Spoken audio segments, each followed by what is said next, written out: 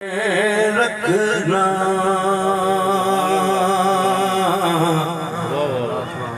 حضور اپنے کرم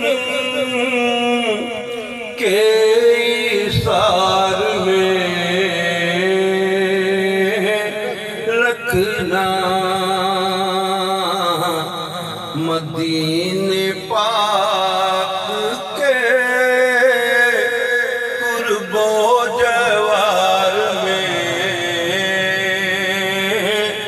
رکھنا دیار نور کے قرب و جوار میں رکھنا اور جب آپ اپنے غلاموں کو یاد فرمائے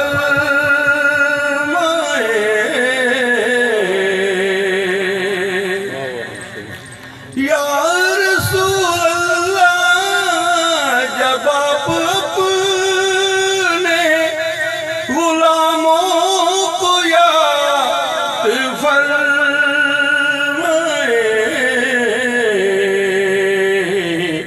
مجھے بھی شاہ مدینہ شمار میں رکھنا مجھے بھی شاہ مدینہ شمار میں رکھنا جس میں ہر کے لوگ تشریف فرما ہیں، وکلاء بھی ہیں، سیاستدان بھی ہیں، نعت خواں بھی ہیں، علماء بھی ہیں، مشائخ بھی ہیں۔ میں یہ سمجھتا ہوں یہ ان کے لیے بہت بڑی یہ سعادت ہے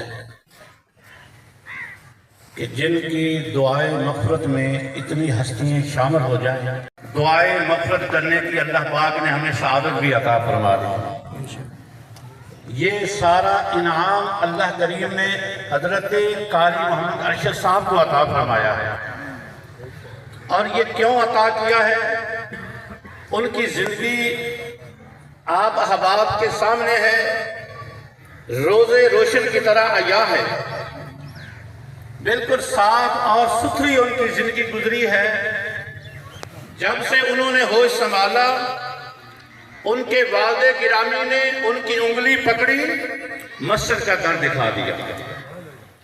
جب سے انہوں نے ہوش سنبھالا، ان کے والد گرامی نے ان کا ہاتھ پکڑا تو ایسے علماء کے قدموں میں جا کے بٹھا دیا۔ پھر انہوں نے اپنا یہ ٹائم ان علماء اور مشائخ کے قدموں میں بیٹھ کر گزارا۔ پھر اللہ کریم نے ان پر یہ انعام عطا فرمایا کہ انہیں قرآن جیسی عظیم نعمت کا حافظ بنا دیا۔ اونچی آواز سے کہیں سبحان اللہ۔ یہ بھی آپ یقین رکھیں کہ قاری صاحب جو ہیں وہ ہم سے بے خبر نہیں ہیں، وہ ساری باتیں سن رہے ہیں، ہماری باتیں وہ سن رہے ہیں۔ ان کی روح خوش ہو رہی ہوگی کہ آج جس طرح دنیا میں میرے ساتھ یہ لوگ والہانہ محبت کرتے تھے، آج میری محبت میں پھر سارے لوگ اکٹھے ہوئے ہیں۔ اور پھر اللہ نے ان بزرگوں کے قدموں کے صدق سے ان پر کتنا کرم فرمایا کہ جتنی ان کی بيده الملك وهو على كل شيء قدير الذي خلق الموت والحياة ليبلوكم أيكم أحسن عملا صدق الله مولانا العلي العظيم۔ معزز علماء کرام، حاضرین محترم، آج ہم اپنے نہایت ہی پیارے بھائی دوست ہر دل عزیز شخصیت محترم قاری محمد ارشد صاحب کے یہ سارے ثواب کے لیے कुलखानी की इस महफिल में हाजिर हैं।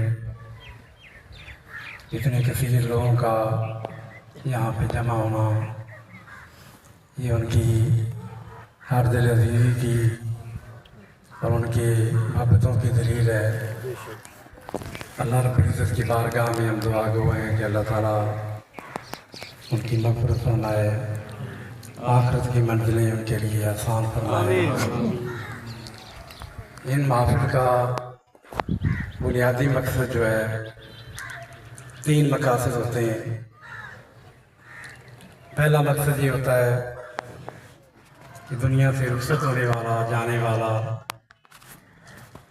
जो कि जिस देश में वो चला जाता है उस नए वतन में, उस नए घर में, वैसे तो वो पुराना असल घर वही है, लेकिन चूँकि इस दुनिया के अंदर रहकर दुनिया के मामलात में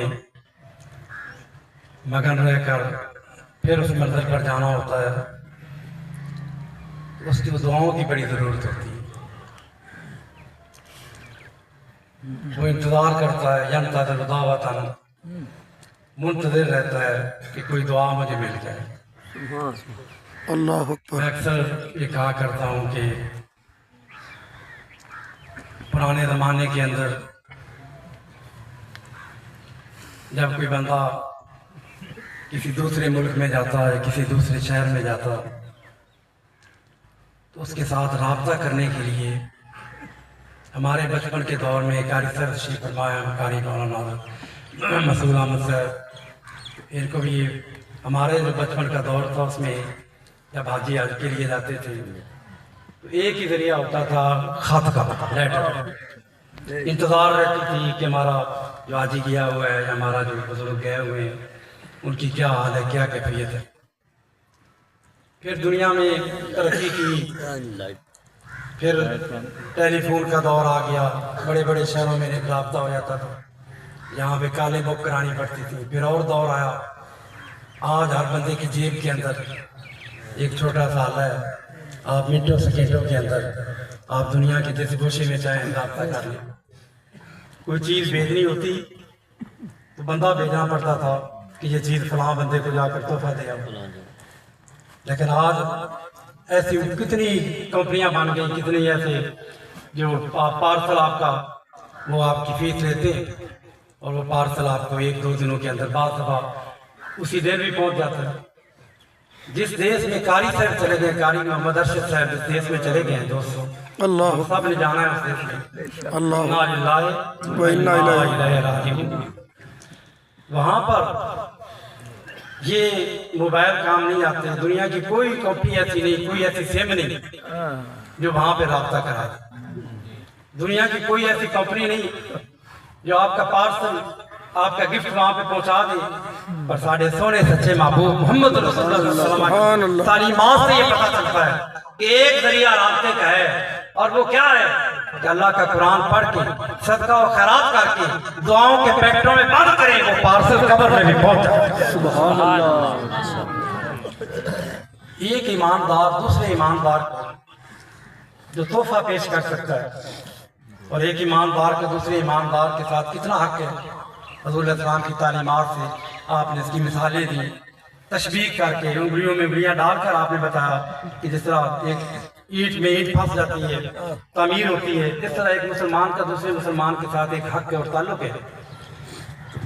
गम हो, खुशी हो, मसरत हो, मदरत हो, जो भी मामला हो, हर हाल में एक ईमानदार का दूसरे ईमानदार के साथ जो ताल्लुक है, ला इलाहा इल्लल्लाह मुहम्मद रसूलुल्लाह का रिश्ता और ताल्लुक है। इसका तकाजा क्या है कि मुसलमान जो खूबसूरत तोहफा दे सकता है, वो क्या है? वो तोहफा दुआओं का तोहफा। मुजीब दावत दाई इज़ा दान। जब मेरा बंदा मेरी बारगाह में दुआ करता है तो मैं अपने बंदे की दुआ को सुनता हूँ, उसकी जवाब देता हूँ, कबूल करता हूँ।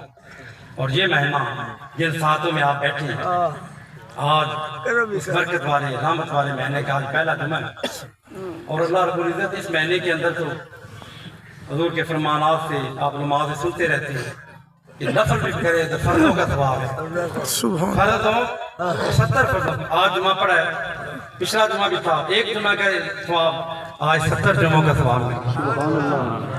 اور پھر اللہ نے ہمارے لیے 20 تراویحیں جو ہم پڑھتے ہیں تو 20 اللہ رب العزت نے 20 فرضوں کا ثواب ہمیں ہر رات عنایت فرمایا. اور 20 فرضوں کا مطلب کیا ہے؟ 20 تراویح کا مطلب کیا ہوتا ہے کہ ہر تراویح کے اندر نماز قرب کا ذریعہ ہے. اور نماز کے اندر سب سے قرب کا ذریعہ کیا ہے؟ وہ سجدہ ہے.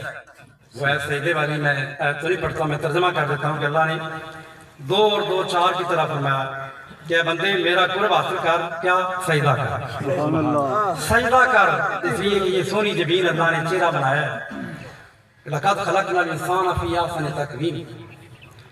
ساری کائنات میں سب سے سونا بندہ اللہ نے اپنے بندے کو بنایا, انسان کو بنایا. اور انسان جب اپنے سونے چہرے کو, اس چمکتی ہوئی جبین کو جب زمین پر رکھ دیتا ہے جھک کر کہ یا اللہ اس سے اور نیچے میں جھک نہیں سکتا ورنہ اور نیچے جھکتا, اور جھک کر پیشانی رکھ کے کہتا ہے سبحان ربی اللہ, اللہ راضی ہو جاتا ہے. اللہ اپنے قرب کی منزلیں عطا کرتا ہے. اور 20 رکعت پڑھنے کا مطلب یہ ہے کہ ہر رات 40 قرب کی منزلیں بندے کو نصیب ہوتی ہیں جو تراویح میں شامل ہیں.